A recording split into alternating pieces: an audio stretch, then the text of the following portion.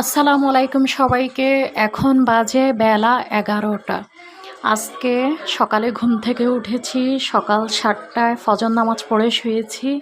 কিছুক্ষণ রেস্ট নিয়ে আবার উঠে গিয়েছি। সকাল সকাল উঠার কারণ হচ্ছে খালাকেও আজকে তাড়াতাড়ি আসতে বলেছি। এই যে আজকে রান্নাঘরটা সম্পূর্ণ আমি ডিপ ক্লিন করেছি খালাকে নিয়ে। এই যে ওয়ালগুলো সম্পূর্ণ মাজা হয়েছে, সাথে ফ্যানটা। তারপর হচ্ছে এই যে জানালা, তারপরে এই কোণাটাও, এই যে এটা আরেকটা ওয়াল, এটাও পরিষ্কার করেছি। একদম উপর থেকে নিচ পর্যন্ত করেছি। উপরে সম্পূর্ণ শলার ঝাড়ু দিয়ে ঝেড়ে দিয়েছি, তারপর সাবান দিয়ে মেজে পরিষ্কার করেছি। বলেন তো, এমন একটা পরিষ্কার পরিচ্ছন্ন রান্নাঘরে রান্না করতে কেমন লাগে? অবশ্যই ভালো লাগে, মনটাও ভালো হয়ে যায়, রান্না করতেও ভালো লাগে।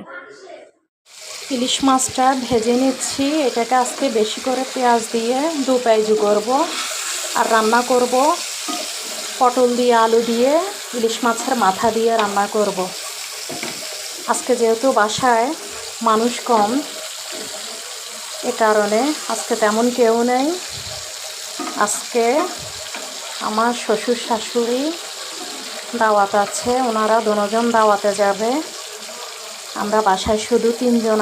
আর বাবা মা যেহেতু রাত্রে রুটি খায়, রুটির সাথে দেখা যায় মুরগিটাই বেশি খেতে পছন্দ করে।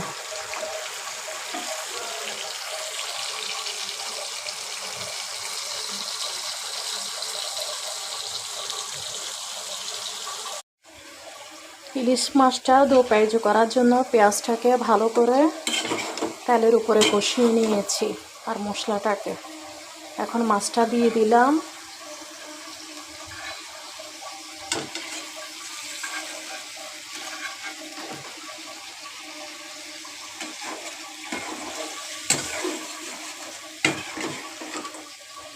ভালো করে কষাবো, তারপর হালকা একটু পানি দিয়ে দিব।